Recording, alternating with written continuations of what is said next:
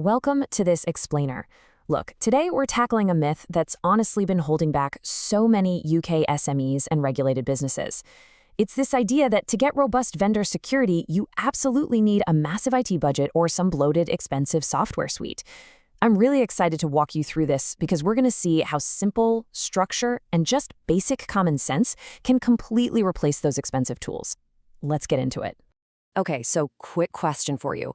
Who is your biggest security risk this year?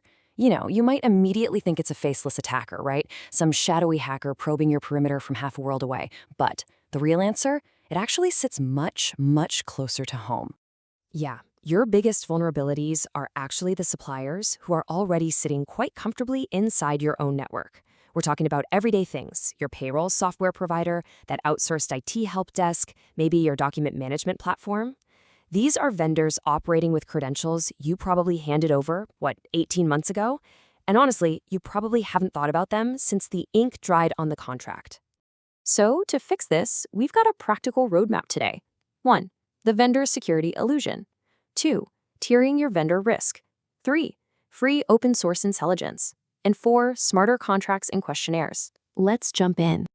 Right, Section 1. The vendor security illusion. For years, the standard approach to vendor relationships has been this idea of trust but verify. But let's be real. In practice, the verify part almost never actually happens. Vendors get onboarded and then they're just kind of forgotten about. We absolutely have to shift to a new mindset of continuous evidence. And here's why.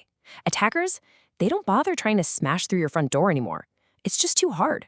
Instead, they look for the weakest link in your supply chain, usually a smaller supplier with broad access to your systems, and they just use them as the route end. Now, I want to show you exactly how achievable this new mindset is, especially for a standard SME. So we're going to use a working example throughout this explainer, Meridian Legal. They're a really typical, mid-sized, 45-person law firm based over in Birmingham.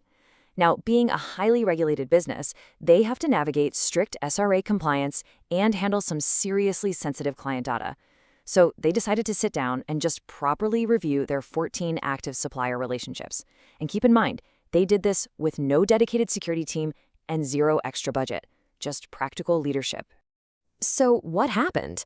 Well, when their operations director actually looked closely, she made a frankly terrifying but incredibly common discovery. 3 of their vendors still had active credentials from staff who had literally left the firm over a year ago. On top of that, a legacy document scanning service they barely used still retained full access to the firm's entire shared drive. No way, right? Now, thankfully, no breach had actually occurred yet, but the exposure was massive. And honestly, the best part about all of this? It cost them absolutely £0 to uncover it. They literally just had to ask what access their existing vendors actually held. Which brings us perfectly to Section 2, tiering your vendor risk. To replicate Meridian's success, you've got to stop treating every single vendor equally. You need to prioritize based on data access, starting with what we call Tier 0. So Tier 0 vendors are the ones with direct ongoing access to your sensitive client data, your financial systems, or your identity infrastructure. Basically, these are the folks holding the keys to the kingdom. Your security efforts have to be laser-focused on these Tier 0 vendors, completely regardless of the contract's financial value. Seriously, a vendor might only cost you £50 a month, but if they have admin access, they are absolutely Tier 0. And this is exactly what Meridian Legal did. When they mapped it all out, they had a massive realization. Out of their 14 vendors, only 4 actually touch critical systems. The other 10? Totally low-risk stuff, like office suppliers or couriers. By just mapping this out, they took what felt like a massive, overwhelming corporate audit and turned it into a completely manageable afternoon task. The big takeaway here is that you really do not need expensive compliance software to do this. A simple 4-column spreadsheet, just listing the vendor, what data they access, what systems they access, and when you last reviewed them. Honestly, that gives you far more actionable visibility than what most organizations currently possess. It's calm, it's practical, and it is incredibly effective. Moving right along to Section 3, free open source intelligence. Now, before you even pick up the phone to speak to one of those Tier 0 vendors, you can actually uncover a ton about their security posture yourself, completely for free. It's called open source intelligence, or OSINT. I know, it sounds super technical, but it's really just knowing where to look online. Let's look at 3 completely free tools you can use right now. First, Have I Been Pwned? This just checks if your vendor's email domain has been caught up in any known data breaches. Second is Shodan. Think of this as a search engine that spots exposed infrastructure, like maybe an open remote desktop port that's just sitting there visible to the public internet. And third, GitHub. Searching their domain here can quickly reveal if one of their developers accidentally published internal credentials for the world to see. Using these 3 tools gives you incredibly informed questions to ask before your vendor meeting even starts. Let's jump back to Meridian Legal for a second. Right before their annual review with their IT managed service provider, the operations director ran a quick OSINT check. And guess what? She found 2 historical breaches on Have I Been Pwned and an open remote desktop port via Shodan. Now look, these findings weren't catastrophic by any means, but they completely shifted the dynamic of the upcoming meeting. She walked into that room armed with specific, evidence-based questions to hold her IT provider totally accountable. And that leads us to our 4th and final section, smarter contracts and questionnaires. Your service contract is arguably the most underused weapon in your security arsenal. When you're sending out security questionnaires to your suppliers, you really have to adopt this one simple mantra. Prove it, don't tell me. Never ever just accept a simple yes checkbox on a form. If you ask a vendor if they have multi-factor authentication enabled, don't just take their word for it.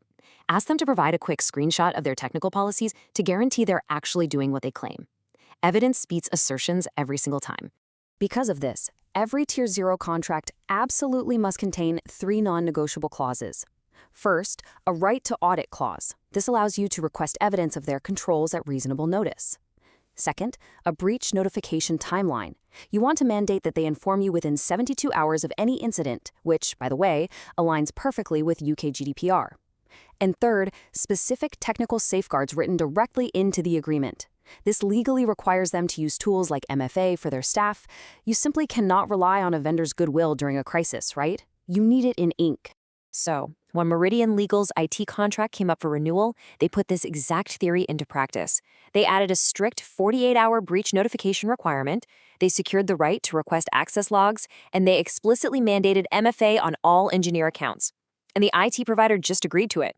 By introducing these clauses during a totally normal renewal cycle, Meridian instantly elevated their overall security posture. And once again, it didn't add a single penny to their IT budget. It's brilliant. Okay, so let's quickly wrap this up with our 4 key takeaways. Step 1, map your vendors by access level and focus heavily on those Tier 0 folks. Step 2, run some free OSINT hygiene checks before you meet with them. Step 3, send out questionnaires that demand actual evidence, not just empty promises. And Step 4, negotiate strong security clauses during your routine contract renewals. By just following these 4 practical steps, you are actively implementing enterprise-grade supply chain discipline, and you're doing it entirely on a shoestring budget. Which leaves us with just one final thought for today. If Meridian Legal, a standard 45-person firm with absolutely no dedicated IT team, can secure their supply chain in a single afternoon, what's stopping you? Look, the hackers definitely aren't waiting around for your IT budget to increase, so it's time to take control of your vendor relationships today. Thanks so much for joining me on this explainer, and I will see you next time.